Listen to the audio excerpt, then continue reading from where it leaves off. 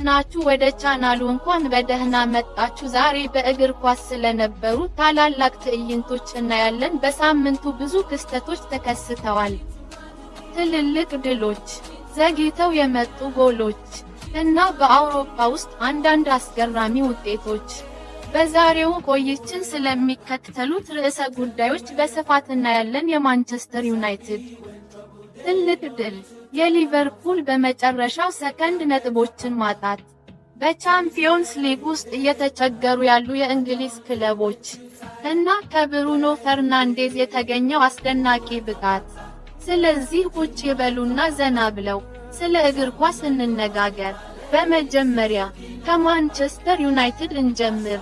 ዩናይትድ በዚህ ሳምንት በጣም አስፈላጊ ጨዋታ ከአስቶን ቪላ ጋር ነበረው እና ጨዋታውን 3-1 ማሸነፍ ችሏል። ይህ ትልቅ ውጤት ነበር። ሁለቱም ቡድኖች የቻምፒዮንስ ሊግ ቦታዎችን ለማግኘት እየተፋለሙ ነው።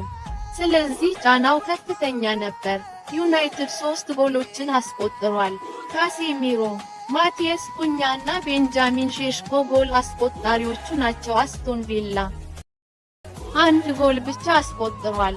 ይህም ከሮስ ባርክሌ የተገኘ ነው። ነገር ግን ከዚህ ጨዋታ ትልቁ ዜና ብሩኖ ፈርናንዴዝ ነበር።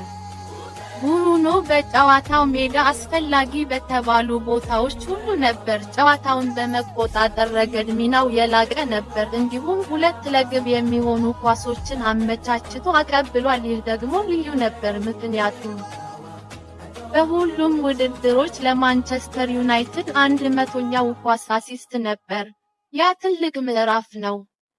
በዚህ የውድድር ዘመን ብቻ ብሩኖ በፕሪሚየር ሊጉ 16 ኳስ ለጎል አመቻችቶ በማቀበል ቀደም ሲል በአንድ ሲዝን ብዙ ለጎል የሚሆኑ ኳሶችን አመቻችቶ በማቀበል በዴቪድ ቤካም ተይዞ የነበረውን ሪከርድ መስበር ችሏል።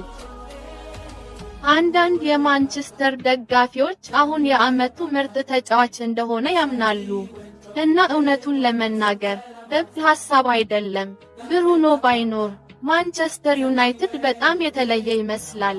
እሱ የቡድኑ ሞተር ነው ማለት በሚያስደፍር ልክ ለቡድኑ አገልግሎት በመስጠት ላይ ይገኛል። አሁን ወደ አንፊልድ እንሂድ።